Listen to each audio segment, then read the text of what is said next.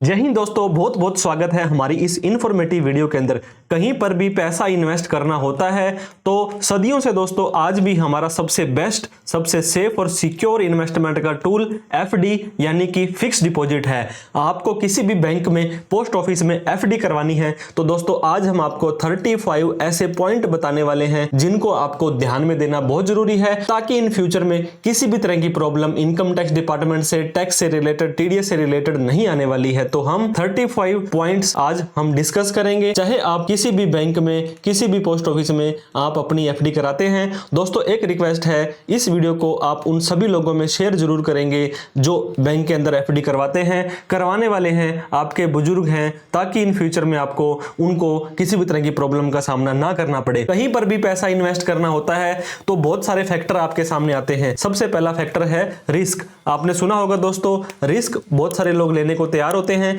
कोई व्यक्ति कहता है कि मुझे 15%, मुझे 25%, मुझे 50% तक का रिटर्न मिल जाए, और मेरा अगर 1 लाख रुपए लगाया है तो वो 50,000 भी हो सकता है। मतलब रिस्क लेने को कितनी आप तैयार हो। अब रिवॉर्ड की बात करते हैं। ऐसे बहुत सारे व्यक्ति हैं दोस्तों जो बोलते हैं मुझे तो 4% भी सफिशिएंट है, और कुछ ऐसे लोग हैं वो बोलते हैं मुझे तो 18% भी कम है। टाइम की बात करें, एक व्यक्ति बोलता है मुझे 1 महीने के लिए, 6 महीने के लिए, 1 साल के लिए, 10 साल के लिए, कितने टाइम के लिए पैसा लगाना है और पर्पज क्या है। बहुत सारे लोग दोस्तों एजुकेशन के लिए, मैरिज के लिए, रिटायरमेंट के लिए इस तरह से पैसा लगाते हैं। तो आपको अपने कुछ ये फैक्टर्स हैं जरूर ध्यान देने हैं, उसके हिसाब से आपका डिसीजन है दोस्तों चेंज हो सकता है। और बात करें एफडी की यानी कि फिक्स डिपॉजिट, ये सबसे सेफ है, सिक्योर है, अच्छा रिटर्न देती है, गवर्नमेंट की गारंटी होती है। डिटेल में वीडियो हमने इनकम टैक्स से रिलेटेड एफडी की मास्टर क्लास दोस्तों, लेटेस्ट नए रूल के हिसाब से जो अभी 12 लाख रुपए वाली जो लिमिट आई है आपकी फाइनेंशियल ईयर 25-26 के लिए, इसके ऊपर हमने डिटेल में बना रखी है, जो दोस्तों आप आई बटन पर क्लिक करके उसको देख सकते हैं। अब हम बात करने वाले थे एफडी की रिटर्न्स। दोस्तों कोई भी व्यक्ति पैसा क्यों लगाता है? क्योंकि वहां से उसको कुछ कमाई हो जाए, कुछ किसी तरह की कुछ इनकम हो जाए। तो जब भी आप एफडी पे पैसा लगाते हो, सिर्फ और सिर्फ आपको क्या आता है? इंटरेस्ट की इनकम आती है। मैं एक एग्जांपल देना चाहता हूं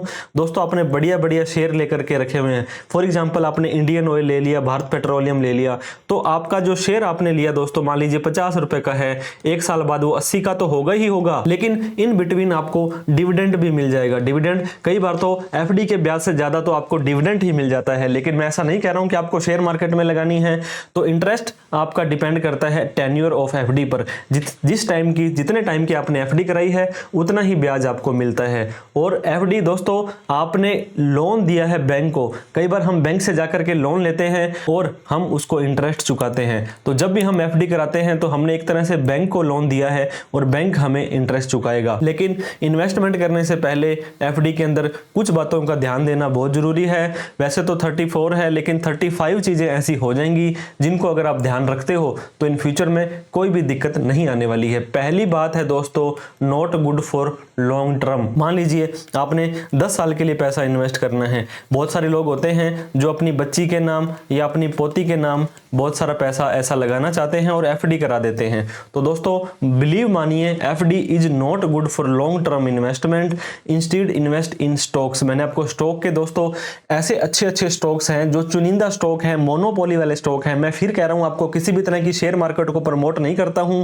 म्यूचुअल फंड में पैसा लगा सकते हैं, ईटीएफ के अंदर। सोने का भाव आप देख सकते हैं दोस्तों, अभी देखते देखते 70,000 रुपए से लगभग 95-96,000 रुपए, 1 लाख के लगभग चला गया है। रियल स्टेट, आपके अड़ोस पड़ोस में प्रॉपर्टी का भाव देख लीजिए, क्रिप्टो देख लीजिए, बिजनेस देख लीजिए, इन सभी चीजों में आपका पोर्टफोलियो, हालांकि सारा का सारा पैसा आपका एक जगह नहीं लगा होना चाहिए, अलग अलग जगह पर डाइवर्सिफिकेशन होना चाहिए। जो एफडी होती है दोस्तों, ये फिक्स्ड इन्वेस्टमेंट है। जैसा कि इसका नाम ही है, ये डिपॉजिट है जो कि फिक्स्ड होती है। आपका प्रिंसिपल फिक्स हो गया दोस्तों। आपने 1 लाख रुपए लगाए तो 1 साल बाद आपको 1 लाख रुपए तो मिलेगा ही मिलेगा, और आपको इंटरेस्ट मान लीजिए 6% के हिसाब से हमने देना है, तो 1,06,000 रुपए आपको साल खत्म होने के बाद मिल जाएंगे। ना तो ये अप होगा, ना ही ये डाउन होगा। हालांकि repo rate, reverse repo rate, FD के इंटरेस्ट के रेट बढ़ते घटते रहते हैं। अभी एसबीआई ने और काफी सारे बैंकों ने रेट घटाए हैं, लेकिन एक बार जो आपको फिक्स हो गया वो आपके टेन्योर तक उतना ही इंटरेस्ट आपको मिलने वाला है। अब बात करते हैं दोस्तों, आपने मान लीजिए 10 लाख रुपए लगाने हैं और एफडी करवाने का मन बना लिया है, तो मैं आपको ये कहना चाहूंगा दोस्तों, 10 लाख रुपए की एक एफडी मत कराएं, कम से कम 2, 3, 4 एफडी कराएं।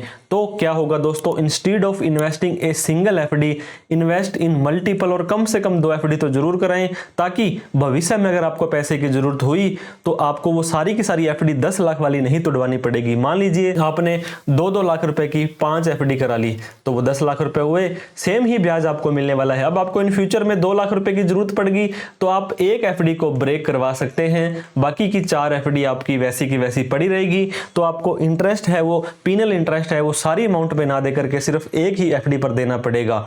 सेपरेट बैंक दोस्तों, बार बार अलग अलग बैंकों में जाना आजकल झंझट बहुत ज्यादा हो जाता है, बहुत सारे बैंक वालों की सर्विस अच्छी भी नहीं होती है। लेकिन अगर आपने एक बड़ी अमाउंट इन्वेस्ट करनी है तो दोस्तों आपको एफडी है एक से ज्यादा अकाउंट, मतलब अकाउंट का मतलब एक से ज्यादा बैंक। मैं एग्जांपल देना चाह रहा हूं, एक मान लीजिए आपका सरकारी बैंक है एसबीआई, एक प्राइवेट बैंक है एचडीएफसी, एक एक्सिस है, एक बीओबी है, एक पीएनबी है, बहुत बढ़िया बढ़िया बैंक है सारे।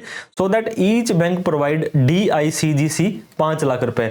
दोस्तों डीआईसीजीसी एक संस्था होती है जो आरबीआई की एक संस्था है, और जो छोटे छोटे डिपॉजिटरों को सिक्योरिटी प्रदान करती है। और आप अलग अलग बैंक में एफडी कराएंगे तो दोस्तों हर बैंक में आपका 5 लाख रुपए सेव रहने वाला है। अब मैं आपको एग्जांपल देना चाहूंगा, मान लीजिए आपने 50 लाख रुपए की एफडी करानी है और आपने 5-5 लाख रुपए की एफडी 10 बैंकों में करा दी, तो ये 50 लाख हो गए हैं। अब दोस्तों इसके अंदर क्या होगा, आपने मान लीजिए एक ऐसा कुछ सिचुएशन आ गई, लेकिन आज तक आती नहीं है, कि सारे के सारे बैंक डूब गए, तो सरकार कहती है हर बैंक के 5-5 लाख रुपए हम आपको डीआईसीजीसी के तहत प्रदान करवाने वाले हैं।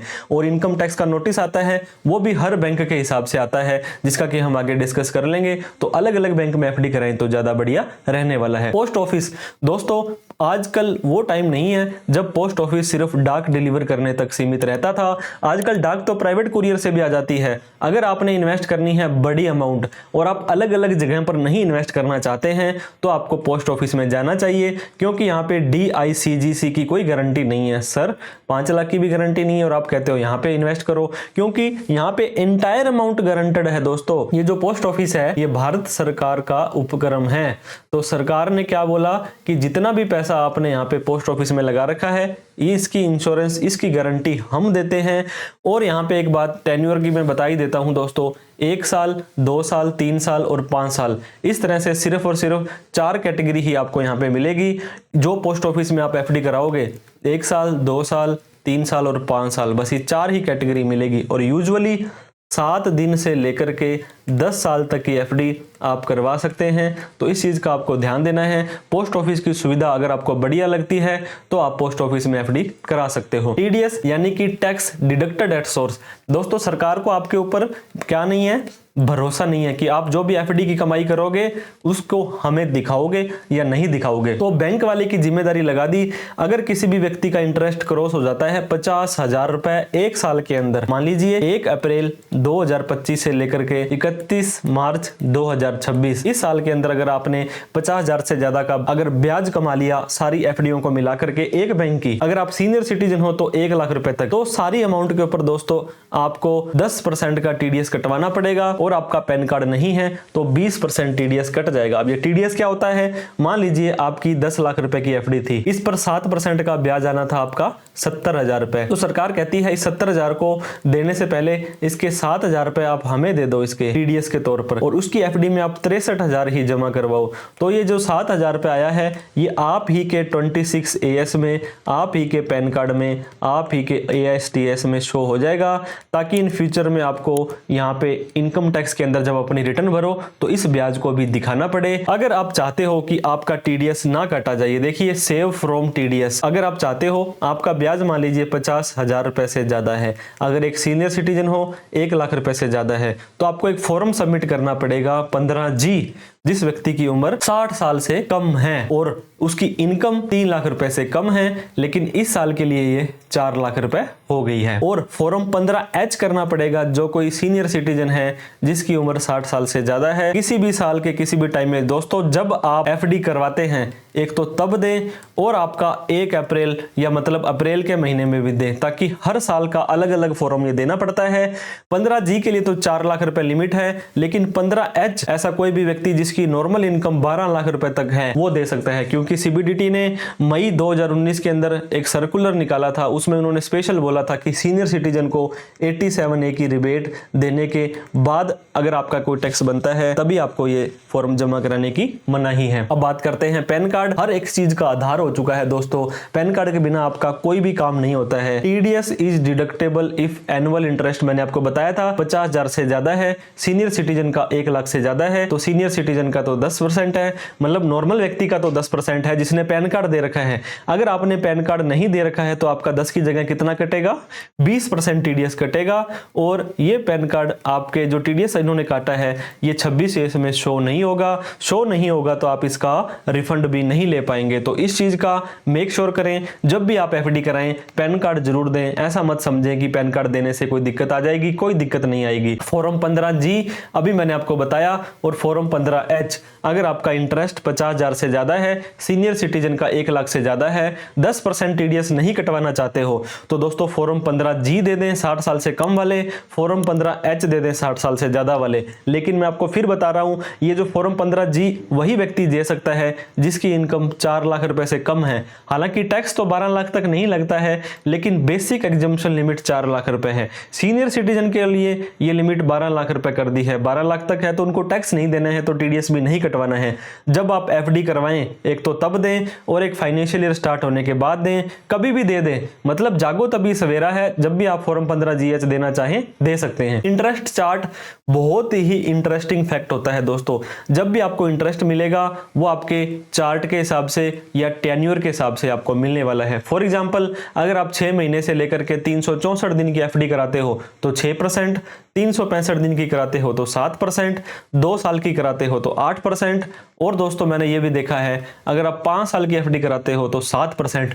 मतलब ज्यादा टाइम के लिए एफडी कराते हो तो कई बार ये इंटरेस्ट रेट घटा भी देते हैं। तो आपको एक एसबीआई का और एग्जांपल मैं देना चाहूंगा दोस्तों। यहाँ पे मान लीजिए 45 दिन तक की एफडी अगर आप कराते हो तो 3.5% है, और 46 दिन की कराते हो तो 5.5% है। मतलब एक दिन की एफडी करवाने से, एक्स्ट्रा करवाने से आपका 2% का ब्याज बढ़ रहा है। तो जब भी आपको हाईएस्ट इंटरेस्ट मिल रहा है, कम से कम टाइम के लिए मिल रहा है, उसी का ध्यान दें। ऐसा नहीं है कि 5 साल की एफडी करा दूंगा तो मुझे ज्यादा ब्याज मिलेगा, ऐसा कभी नहीं होता है दोस्तों। इसके बाद आईटीआर फाइलिंग मैंडेटरी। सरकार क्या कहती है हमें बताओ तो सही, आप इतने बड़े बड़े ट्रांजैक्शंस कर रहे हो, इन्वेस्टमेंट कर रहे हो, इफ इंटरेस्ट इनकम। दोस्तों एफडी पे क्या मिलेगा आपको, ब्याज मिलेगा। इस ब्याज को मिला करके और इसके अलावा सैलरी की इनकम, रेंट की इनकम, बिजनेस की इनकम, कैपिटल गेन, जो भी इनकम आपकी आती है वो आपकी क्रॉस कर जाती है 3 लाख रुपए। 3 लाख रुपए कौन से साल के लिए है, फाइनेंशियल ईयर 24-25 के लिए है, और 4 लाख रुपए फाइनेंशियल ईयर 25-26 के लिए है। अभी जो आप आईटीआर भरेंगे ये 24-25 की भरेंगे। इसमें अगर आपकी इनकम 3 लाख से ज्यादा चली जाती है, चाहे आप सीनियर सिटीजन हैं चाहे आप नॉर्मल व्यक्ति हैं, तो दोस्तों आपको आईटीआर भरनी जरूरी है, क्योंकि टैक्स तो नहीं लगता है। इस साल आपका 7 लाख तक टैक्स नहीं लगेगा, अगले साल आपके 12 लाख तक टैक्स नहीं लगेगा, लेकिन 3 लाख से ज्यादा होने पर आईटीआर, 4 लाख से ज्यादा होने पर आईटीआर आपको भरनी पड़ेगी अगर आप न्यू टैक्स रिजीम में जाते हैं। बात करें ओल्ड टैक्स रिजीम की, यहाँ पे उम्र के हिसाब से आपको बांटा गया है। 60 साल से कम वाले 2.5 लाख रुपए, 60 से 80 वाले 3 लाख रुपए, और 80 से ज्यादा वाले 5 लाख रुपए है तो आईटीआर फाइलिंग मैंडेटरी है। दोस्तों ग्रॉस टोटल इनकम, किसी भी तरह की डिडक्शन से पहले आपकी इनकम इतनी चली जाती है तो जरूर आप आईटीआर भरें। आप इंटरेस्ट को चेक करें, उसके बाद में ही आईटीआर भरें ताकि कोई दिक्कत ना आए। आप आईटीआर भर देते हैं तो क्या क्या बेनिफिट आपको मिलेंगे दोस्तों आईटीआर भरने के। सबसे पहले तो अगर आपकी एफडी है तो आपको इंटरेस्ट मिलता है। इंटरेस्ट एक लिमिट से क्रॉस कर जाता है तो आपका टीडीएस काटा जा सकता है। टीडीएस को आप ले सकते हैं रिफंड, इनकम टैक्स के नोटिस से आप बच सकते हैं। इसके अलावा आपको लोन मिल सकता है, क्रेडिट कार्ड मिल सकता है, ट्रांजैक्शन जस्टिफाई हो सकती है। बहुत सारे आईटीआर के बेनिफिट हैं जिसके ऊपर हमने ऑलरेडी डिटेल में एक वीडियो बना रखी है, उसको आप जरूर देखें। उसका भी हम आई बटन पर यहाँ पे लिंक आपको दे देते हैं। दोस्तों take loan instead of breaking FD. जैसे मैंने आपको बताया था, अगर आपने एफडी करवा ली और आपको पैसे की जरूरत पड़ गई, क्योंकि आप क्या करते हैं लॉन्ग टर्म की एफडी करा देते हैं, 5 साल की एफडी करा दी, 10 साल की करा दी, और इन फ्यूचर में पैसे की जरूरत पड़ गई तो आपको क्या देना पड़ेगा, उस एफडी को तुड़वाने के लिए इंटरेस्ट देना पड़ेगा, पेनल्टी देनी पड़ेगी जिसे कि पीनल इंटरेस्ट बोलते हैं। लेकिन आप लोन ले लें उसके अगेंस्ट में, हालांकि मान लीजिए 7% आपकी एफडी का ब्याज है तो आपको 8% में 8.5% में मिल जाने वाला है। जब आपको पैसे की जरूरत नहीं है तो उसको वापस भर दें, ताकि आपकी वो एफडी भी नहीं टूटेगी, बार बार ऑनलाइन शो भी नहीं होगी और आपका काम भी चल जाएगा। इनकम टैक्स डिपार्टमेंट वालों को दोस्तों पता है कि आपकी एफडी करवाना इन्हें पसंद नहीं है, तो ये नोटिस भेजने को हमेशा ही तैयार रहते हैं। अगर एक व्यक्ति ने एक फाइनेंशियल ईयर में एक बैंक से एक पैन कार्ड से, अब इसका चीज आपको ध्यान दें, मान लीजिए कि 1/4/25 से लेकर के 31/3/26 एक साल के अंदर एक पैन कार्ड के अंदर एक व्यक्ति ने एक बैंक से अगर एक साल के अंदर एफडी बना ली 2 लाख से ज्यादा की दोस्तों, अगर कैश के अंदर जाकर के वहां पे पर्ची भरते हैं, अगर 10 लाख से ज्यादा करा ली, 10 लाख से ज्यादा करा ली, जब वो अपने अकाउंट से ट्रांसफर करते हैं और आईटीआर नहीं भरी, मैंने आपको बताया था आईटीआर भरनी बहुत मैंडेटरी हो जाती है, तो दोस्तों इनकम टैक्स का सेक्शन 148 ये बहुत ही खतरनाक सेक्शन है। अगर 50 लाख से कम की आपकी एफडी है तो फाइनेंशियल ईयर खत्म होने के 4 साल तक, अगर 50 लाख से ज्यादा की एफडी है तो 6 साल तक आपको नोटिस भेजा जा सकता है कि आपने उस साल आईटीआर क्यों नहीं भरी थी, इतना पैसा आपके पास आया था। हालांकि दोस्तों एफडी और इनकम टैक्स के ऊपर हमने डिटेल में वीडियो बना रखी है, उसको भी आप जरूर चेक कर लें। ऐसा नहीं है कि आपको इनकम टैक्स वाले फांसी लगा देंगे, अगर आपके पास प्रूफ है, जस्टिफिकेशन है, तो कोई टेंशन वाली बात आपके लिए नहीं है। टैक्स के क्या बेनिफिट होते हैं दोस्तों, एफडी करवाओ और टैक्स में बेनिफिट पाओ, इससे ज्यादा क्या चाहिए। आयकर इनकम टैक्स का सेक्शन 80C है जो बोलता है 1.5 लाख रुपए तक की आप टैक्स सेवर एफडी 5 साल के लिए कराते हो और ओल्ड टैक्स रिजीम में जाते हो तो आपको इतने रुपए की डिडक्शन मिल जाएगी, मतलब इतने रुपए की इनकम कम हो जाएगी। मान लीजिए आपकी 6.5 लाख रुपए की इनकम है, आप 1.5 लाख की एफडी कराते हो, आपकी इनकम रह गई 5 लाख और 5 लाख रुपए तक आपको टैक्स देना है 0, तो इस चीज का भी ध्यान देना है। अगर आपका टीडीएस कट चुका है दोस्तों, आपने क्या किया, फॉर्म 15G या 15H जब आपने एफडी करवाई नहीं दिया, या न्यू फाइनेंशियल ईयर स्टार्ट हुआ तब भी आपने नहीं दिया और आपका टीडीएस कट गया, क्योंकि बैंक का जो भी काम होता है दोस्तों वो सिस्टम से ही करते हैं, उनका कंप्यूटर ही करता है, और साल जब खत्म होगा तब आपको आईटीआर भरनी पड़ेगी। वैसे तो मैंने आपको बता ही दिया 3 लाख से ज्यादा इनकम होने पर आईटीआर भरनी जरूरी है, लेकिन 3 लाख से कम इनकम है तो भी आपको आईटीआर भरनी पड़ेगी। आईटीआर भरने के बाद आप उस कटे हुए टीडीएस का क्या ले सकते हैं, रिफंड ले सकते हैं। अब आप इंटरेस्ट कमाते हैं दोस्तों, एफडी पर क्या मिलता है, आपको इंटरेस्ट मिलता है, ये आपको टैक्सेबल हो जाएगा, ये आपकी इनकम में जुड़ जाएगा। लेकिन सेविंग अकाउंट का 60 साल से कम वाले व्यक्तियों को 10,000 रुपए की छूट सेक्शन 80 TTA में मिलती है। अगर आप एक सीनियर सिटीजन हैं तो आपको एफडी का ब्याज हो चाहे सेविंग का ब्याज हो 50,000 रुपए तक सेक्शन 80 TTB में छूट मिल जाएगी। अगर आपकी उम्र 60 साल से ज्यादा है और आप ओल्ड टैक्स रिजीम में जाना चाहते हैं तो इस चीज का आपको ध्यान देना है। आईटीआर भरते समय ओल्ड और न्यू का ध्यान दें। एफडी के ऊपर कितना टैक्स देना पड़ेगा दोस्तों, आपकी एफडी आपने करवाई 1 लाख रुपए की, 1 लाख की नहीं कराई, 10 लाख रुपए की कराई, और साल खत्म होने के बाद आपको क्या हुआ दोस्तों, यहाँ पे 1 लाख का ब्याज मिल गया, तो ये सिर्फ ब्याज ही आपकी इनकम है, ना कि ये 10 लाख रुपए आपकी इनकम है। तो दोस्तों आपकी सिर्फ और सिर्फ इंटरेस्ट को ही इनकम में जोड़ा जाएगा। इस 10 लाख रुपए पर आपको टैक्स नहीं देना है, और टैक्स देना है आपको आपके स्लैब रेट के हिसाब से, जो कि इनकम फ्रॉम अदर सोर्स में जुड़ जाने वाले हैं। अगर आपकी इनकम 7 लाख रुपए तक है इस साल के लिए, फाइनेंशियल ईयर 24-25 के लिए, अगर 12 लाख रुपए तक है फाइनेंशियल ईयर 25-26 के लिए, तो 0 टैक्स देना पड़ेगा। और वहीं पर आपकी इनकम इस साल 15 लाख से ज्यादा चली जाती है या अगले साल 25-26 के लिए 24 लाख से ज्यादा चली जाती है तो 30% टैक्स देना पड़ेगा। मतलब आपको एफडी के ऊपर कोई भी फिक्स्ड रेट ऑफ परसेंटेज नहीं है। हालांकि जो टीडीएस है वो इसका फिक्स है 10% है, लेकिन आपकी बाकी सारी इनकम मिलाकर के अगर लिमिट से नीचे रह जाती है तो एक भी रुपए टैक्स नहीं देना है, और हो सकता है आपको 30% भी टैक्स देना पड़ जाए। बहुत तरह के बैंक दोस्तों इंडिया के अंदर हैं, और सारे के सारे बैंक मैं आपको बताना चाह रहा था। आरबीआई होता है रिजर्व बैंक ऑफ इंडिया, जो कि एक तरह से सरकार का ही तंत्र है और सरकारी ही ये डिपार्टमेंट है। तो दोस्तों कोई भी सरकारी बैंक हो, एसबीआई, पीएनबी, कोई भी प्राइवेट बैंक हो जैसे कि एचडीएफसी, आईसीआई, कोई भी स्मॉल फाइनेंस बैंक हो जैसे कि एयू, कोई भी पेमेंट बैंक हो, पेटीएम पेमेंट बैंक, जियो पेमेंट बैंक, पोस्ट ऑफिस हो, पोस्ट ऑफिस तो दोस्तों 100% होता है, लेकिन इसके अलावा भी डीआईसीजीसी लगभग बैंक में ये सिक्योरिटी प्रदान करती है। तो किसी भी बैंक में, किसी भी संस्था में आप एफडी कराएं तो उनसे ये जरूर पूछ लें कि डीआईसीजीसी की बेनिफिट है, इसकी सिक्योरिटी है, हमें मिलेगी या नहीं मिलेगी। Premature closure. दोस्तों आपने एफडी करवा ली 5 साल के लिए, आपने एफडी करा ली 10 साल के लिए, बाद में क्या हुआ कि आपने तो पैसे की जरूरत पड़ गई, तो आपको ये मेक श्योर करना है कि मनी फ्यूचर में जरूरत पड़ गई, जब मैच्योरिटी से पहले आपको देना पड़ा तो कितना पेनल्टी देनी पड़ेगी, क्योंकि बैंक वाले वो पहले ही बता देते हैं। इसीलिए मैंने आपको बताया था कि मल्टीपल एफडी आप कराएं या उसके अगेंस्ट में लोन ले लें, ताकि आपको एक बार का आपका काम चल जाए, बार बार झंझट आपको ना करना पड़े। Auto renewal. दोस्तों बहुत बार क्या होता है, आपको पता ही नहीं होता है, आपने 1 साल की एफडी कराई और वो 1 साल हो गया पूरा, अब बैंक में वो आपने कुछ इंस्ट्रक्शंस नहीं दिए थे, उसको बताया नहीं था कि इसके क्या करना है, तो क्या करेंगे दोस्तों, या तो सेविंग बैंक अकाउंट में ट्रांसफर कर देंगे, सेविंग का ब्याज मिलेगा, एफडी में 8% मिलता था और सेविंग में 2.7 मिलेगा, तो आपका दोस्तों कितना पैसा बर्बाद हो रहा है। तो कंफर्म करें ऑटो रिन्यूअल के rules at the time of maturity कि हमने 1 लाख की एफडी कराई थी और 7,000 रुपए ब्याज था, तो 1,07,000 रुपए इन्वेस्ट होगा या सिर्फ 1 लाख ही इन्वेस्ट होगा और 7,000 रुपए मेरे सेविंग अकाउंट में आ जाएंगे या सारे के सारे मेरे अकाउंट में आ जाएंगे। तो इस चीज को आपको मेक श्योर करना है कभी भी एफडी कराएं। कम्युलेटिव और नॉन कम्युलेटिव नाम से भी आपने सुना होगा।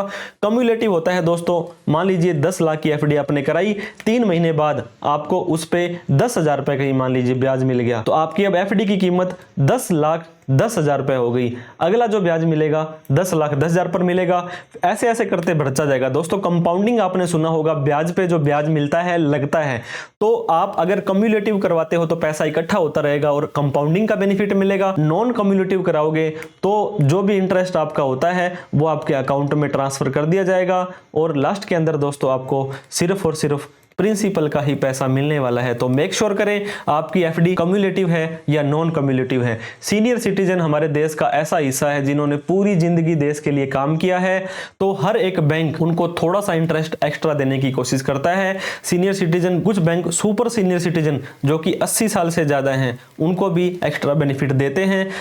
देखिए मान लीजिए 8% कोई बैंक ब्याज दे रहा है तो सीनियर सिटीजन को 8.5 देगा और सुपर सीनियर को तो 8.8 देगा। तो अलग अलग बैंक के चार्ट के हिसाब से एक बार आप जरूर चेक करें।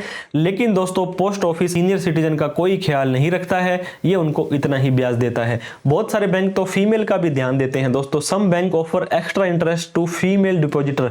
अगर आप एक कन्या हैं, महिला हैं, तो आपको यूनियन बैंक, सेंट्रल बैंक ये 0.1% भी दोस्तों अगर मान लीजिए आपको 10 पैसे भी एक्स्ट्रा देता है तो आपको तो प्लस पॉइंट ही है। तो उनसे ये भी पूछें कि मैं एक फीमेल डिपॉजिटर हूं, क्या मुझे कोई एक्स्ट्रा बेनिफिट आप देने वाले हो। नॉमिनेशन दोस्तों लाइफ अनसर्टेन है, भविष्य में अगर जिस व्यक्ति ने एफडी कराई है उसको कुछ हो जाता है तो बाद में क्या होता है, मिस हैपनिंग होने के बाद में डिस्प्यूट हो जाता है। दोस्तों पैसा ऐसी चीज है जो हर घर में हर भाई में लड़ाई करवा देता है। तो नॉमिनेशन अगर आपका होगा तो मान लीजिए मिस्टर ए है, उसने अपने फादर को बी को नॉमिनेशन बना रखा है, हालांकि नॉमिनी उसका मालिक नहीं बनता है। इसके ऊपर भी हमने डिटेल में वीडियो बना रखी है कि जो नॉमिनी है वो असली हकदार नहीं है, उसके जो लीगल हेयर होते हैं उनमें ये पैसा बटेगा। लेकिन एक बार के लिए बैंक से तो वो पैसा निकल गया, बाद में आप उसको जैसे मर्जी करते रहो। अदरवाइज बैंक वाले बोलेंगे ये लाओ वो लाओ, कोर्ट से कागज लाओ, तो उससे अच्छा है कि आप नॉमिनी करवा लें। जॉइंट एफडी और सिंगल एफडी दोस्तों इसके भी सारे के सारे रूल पढ़ने पड़ेंगे। मान लीजिए हस्बैंड और वाइफ ये मिलकर के अपनी एफडी कराते हैं तो इसके अंदर प्राइमरी होल्डर कौन होगा, जिसके पैन कार्ड में टीडीएस कटेगा, क्योंकि एक व्यक्ति को ही आईटीआर में दिखाना पड़ेगा कौन उसको ऑपरेट कर सकता है, कौन क्लोज कर सकता है, और जब मैच्योरिटी होगी तो पैसा कहां पे मिलेगा। इन सभी चीजों का भी आपको एक बार मेक श्योर जरूर करना है। Online versus offline. दोस्तों ऑनलाइन जमाना तो आपको पता ही होगा, इंटरनेट बैंकिंग है, आजकल बहुत सारी सुविधाएं हो गई हैं, तो बहुत सारे बैंक आपको दोनों की दोनों सुविधाएं देते हैं। ऑफलाइन के अंदर क्या होगा दोस्तों, जब बैंक में जाएंगे मैनेजर साहब आपको चाय वाय पिलाएंगे, आपको एफडी का सर्टिफिकेट देंगे, बॉन्ड देंगे, तो उससे आपकी थोड़ी संतुष्टि बढ़ जाती है। अदरवाइज आपके सेविंग बैंक में पैसा पड़ा है, आपको क्या करना है, एक क्लिक करना है और वो एफडी में कन्वर्ट हो जाएगा। बहुत बार तो एफडी को तोड़ भी आप घर बैठे बैठे ही सकते हो। तो ये आपका डिसीजन है कि ऑनलाइन आपको करवानी है या ऑफलाइन आपको करवानी है। स्वीप अकाउंट दोस्तों बहुत बार क्या होता है, काफी सारे लोगों को सेविंग अकाउंट में पैसा रखना पड़ता है, करंट अकाउंट में पैसा रखना पड़ता है, और करंट अकाउंट में ब्याज कितना मिलता है, 0। सेविंग में कितना मिलता है, 2.5%, 2.7% या 3%। तो आपको कैसा लगेगा अगर आपको सेविंग बैंक अकाउंट में भी 7-8% का ब्याज मिले। तो यहां पे आपको sweep account, auto sweep account, flexi account, इस तरह से हर बैंक वाले देते हैं कि मान लीजिए आपके 25,000 से ज्यादा का जो भी पैसा बनेगा वो ऑटोमेटिक एफडी बन जाएगी और उस पर एफडी का ब्याज मिलेगा, और इन फ्यूचर में पैसे की आपको जरूरत पड़ी तो वो एफडी ब्रेक हो जाने वाली है। लेकिन यहाँ पे प्री मैच्योर चार्जेस भी लगते हैं, तो इस चीज का आपको ध्यान दें। अगर आप प्योर एफडी नहीं करवाना चाहते हैं तो ऑटो स्वीप भी करवा सकते हैं। स्पेशल एफडी दोस्तों, बहुत सारे बैंक क्या करते हैं, स्पेशल एफडी करवाते हैं। जैसे कि स्टेट बैंक ऑफ इंडिया ने अभी एक अमृत कलश और अमृत वृष्टि 2 एफडीआं थी, एक एफडी बंद कर दी है। जैसे कि बहुत सारे बैंक, लगभग हर बैंक अपनी नॉर्मल क्या होता है 1 साल 2 साल 3 साल 5 साल, लेकिन ये कहते हैं कि 400 दिन 444 दिन 800 दिन 777 दिन इस तरह की एफडी करवाते हैं। तो इस पे नॉर्मल की बजाय थोड़ा सा ज्यादा ब्याज आपको मिलता है, और इस चीज का आपको ध्यान देना है कि हर बैंक की स्पेशल एफडी, मान लीजिए दोस्तों आपने 1 साल की एफडी कोई करानी है, ये कितनी होगी 365 दिन की। अगर मान लीजिए आप 400 दिन की एफडी कराते हो और 1% एक्स्ट्रा ब्याज मिल जाए तो क्या दिक्कत है। तो आपको इस चीज से स्पेशल एफडीओ का यहाँ पे ध्यान देना है। इन्फ्लेशन नाम की एक चिड़िया होती है दोस्तों, मैं एग्जांपल दूंगा। आज आपके पास 1 लाख रुपए पड़े हैं, उसका आप कितना गोल्ड ले सकते हो, मान लीजिए 1 तोला ले सकते हो, और वही 1 साल बाद उसी 1 लाख रुपए का क्या 1 तोला गोल्ड आप ले लोगे, नहीं ले पाओगे दोस्तों। 7-8 ग्राम ही सोना मिलेगा। सेम पेट्रोल पर है, सेम ही आपके बच्चों की पढ़ाई पर है, सेम ही राशन के ऊपर है। तो इन्फ्लेशन, इंटरेस्ट रेट आपका इतना होना चाहिए कि कम से कम इन्फ्लेशन को भी बीट करे। अब मान लीजिए आपका इन्फ्लेशन रेट है दोस्तों, मान लीजिए एग्जांपल के तौर पर 8% है, और आपको एफडी पर ब्याज मिल रहा है 7%, जिसपे कि 30% आपको टैक्स भी लग रहा है, तो आपका तो ये 4.9% ही हुआ। और आप जब उस 1 लाख रुपए की कल को सामान लेने जाएंगे तो वो 1,08,000 रुपए आपको देने पड़ेंगे। तो कम से कम इन्फ्लेशन को आप बीट करें, इस तरह का इन्वेस्टमेंट आपको अपने ध्यान में रखना है। बात करते हैं लॉक इन पीरियड की। दोस्तों ये लॉक लग जाता है, बहुत तरह की एफडीआं बैंक वाले प्रदान करते हैं, कॉलेबल एफडी या नॉन कॉलेबल एफडी। आपने नॉन कॉलेबल एफडी करा ली है तो उसको जब तक वो टाइम पूरा नहीं हो जाता आप नहीं निकाल सकते हैं। टैक्स सेवर एफडी 5 साल तक आपको उसको रखनी पड़ती है, आप प्री मैच्योर विड्रॉ नहीं कर सकते हैं। तो आपको इस चीज का जरूर ध्यान देना है एफडी करवाते समय। हालांकि 1-2% पेनल्टी लग जाएगी, लेकिन आपका पैसा तो आपको मिल जाएगा। इस तरह की एफडी कराएं कि मेरी लॉक इन पीरियड हो लेकिन वो उसको तुड़वाया जा सके। नॉन रेजिडेंट इंडियन जो होते हैं एनआरआई, 182 दिन से बाहर इंडिया से रहा कोई भी व्यक्ति तो वो एनआरआई कहलाता है। आप एफडी इंडिया में करा सकते हैं, आपका बहुत बहुत स्वागत है, लेकिन आपको ध्यान रखना है आपका एनआरई अकाउंट होना चाहिए, एनआरओ अकाउंट, एफसीएनआर अकाउंट, और इनके आधार पर ही आपको अपनी इन्वेस्टमेंट करनी है और आपको अपनी आईटीआर भरना भी सुनिश्चित करना है ताकि इन फ्यूचर में कोई दिक्कत ना आए। क्लबिंग ऑफ इनकम, बहुत बार दोस्तों मैंने नोट किया है, अगर आप एक गवर्नमेंट एम्प्लॉय हो, अगर आप एक प्राइवेट एम्प्लॉय हो तो आपको तो ऑलरेडी 30% टैक्स देना पड़ रहा है। लेकिन अगर आप ट्रांसफर करते हो कोई पैसा आप और उसकी एफडी कराते हो अपनी वाइफ के नाम या माइनर चाइल्ड के नाम, माइनर चाइल्ड मतलब 18 साल से कम का बेटा या बेटी है, इनकम टैक्स के क्लबिंग प्रोविजन बोलते हैं। अगर आपने वाइफ के नाम एफडी कराई या 18 साल से कम के बच्चे के नाम कराई, उसका जो भी इंटरेस्ट आएगा वो क्लब हो जाएगा और उसके ऊपर आप ही को टैक्स देना पड़ेगा, क्योंकि आपने इसको डाइवर्ट किया है। हालांकि ये आप ही का पैसा था। तो आप इस केस में क्या कर सकते हैं, आप पेरेंट के नाम अपनी एफडी को ट्रांसफर करें ताकि वो एफडी सीनियर सिटीजन में ब्याज भी ज्यादा मिले और उनका पैसा आपको, उनको संतुष्टि भी रहेगी, हाँ मेरे बेटे ने मेरे नाम से कुछ करवा रखा है। इसके अलावा 18 साल से ज्यादा की अगर आपके कोई बच्चे हैं उसके नाम करें। फिर भी वाइफ के नाम करना चाहते हैं दोस्तों तो डायरेक्ट ट्रांसफर ना करें, आप थोड़ा सा उसको सूझबूझ से करें। आप अकाउंट ट्रांसफर की बजाय कैश में करें, फिर उस वाइफ की आईटीआर भरें। मतलब इस तरह से आपको कैपिटल बनानी है, ये जस्टिफाई हो जाए कि ये पैसा आपने डायरेक्ट उसको नहीं भेजा है। टीडीएस का रिफंड मैंने आपको बताया दोस्तों, बहुत सारे लोगों को पता ही नहीं होता है। उन्होंने एक बार एफडी करा दी, ना 15G ना 15H उन्होंने दिया और ना उन्होंने पूरे साल संभाला। 5 साल तक उनका हर साल टीडीएस कटता रहा और कितना बड़ा नुकसान हो गया दोस्तों। तो साल खत्म होने के बाद आपको interest certificate, form number 16A, आपका फॉर्म 26AS, आपका AIS, आपका TIS, ये सारी चीजें चेक करनी है। और इसके ऊपर डिटेल में हमने वीडियो बना रखी है कि ASTS 26S कैसे चेक करें। वहां पे देखें अगर आपका TDS कट गया है तो उसको क्लेम करें, उसको रिफंड करें, ITR भरें। दोस्तों आप ही का फायदा होगा, क्योंकि बैंक वालों का क्या है, TDS काट करके वो साइड में हट जाएंगे। तो इतनी सारी चीजें दोस्तों हमने बताई। 35वीं चीज है कि आपको CA सुमित शर्मा को सब्सक्राइब कर लेना है, फॉलो कर लेना है, क्योंकि इन फ्यूचर में आपको FD से related, income tax, personal finance से रिलेटेड बहुत सारी इंफॉर्मेटिव वीडियो आती रहेंगी। इन्वेस्ट करते रहें, ग्रो करते रहें। वीडियो अच्छी लगी है तो लाइक करें, बहुत ही मेहनत से दोस्तों आपके लिए वीडियो बनाते हैं। इस वीडियो को उन सभी लोगों में शेयर करें हैं जिसके घर में एफडी है, एफडी करवाने वाले हैं। कोई डाउट क्वेरी क्वेश्चन हो तो आप हमें कमेंट करके पूछ सकते हैं, हम उसका रिप्लाई करने की कोशिश करेंगे। Thank you so much for watching this video. जय हिंद, जय भारत।